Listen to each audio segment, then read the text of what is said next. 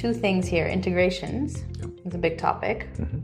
Why is because I see a concerted effort from, the government and other institutions that are related and organizations.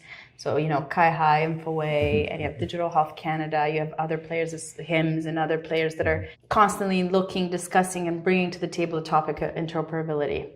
And so I see how players that can play well with others and really understand those bigger requirements and guidelines and align themselves with this vision would be the ones to succeed in the end.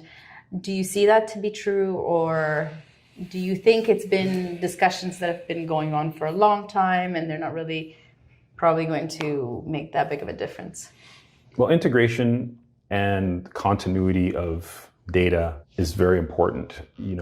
When we have the provincial systems that are looking to take on more, there's talk about a universal pharma care program. Yeah. We've had the recent dental program. So there's going to be more of that. And so when you have various different payers ultimately using different adjudication platforms, and then when you introduce yet another mode of payment or system, it becomes complicated.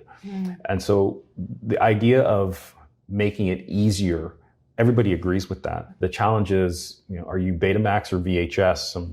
I just dated myself there, but so which platform do we want to use? And so, having that dialogue is very important. Making sure that your platform is open enough where you can pivot when you need to, if there's a change in terms of what technology is becoming more dominant. You may have a client who uses a net new platform and you're going to have to adopt to it to retain that client or win that client. So we've taken a position of trying to be very flexible that way. And like I said, with our SaaS approach, it's enabled us to be able to do that because some of our key clients on the SaaS model make these demands of us.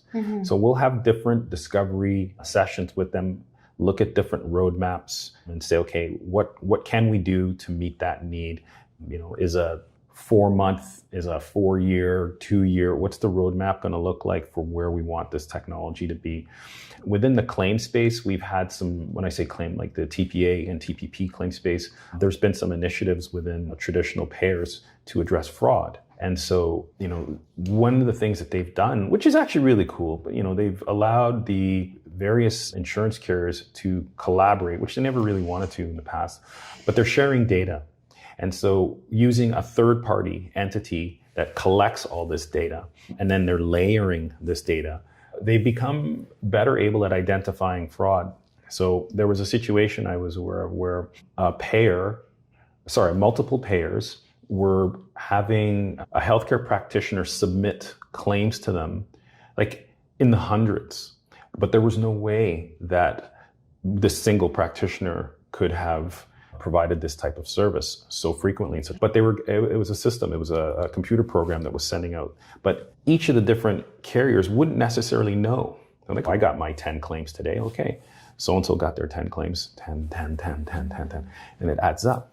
So, using AI has enabled that to happen, where there's a greater focus on using data mining at a broader scale, and then having the systems talk to each other. We're still, I think, a long way away from having a clearer vision as to what systems are the top 3, the top 10.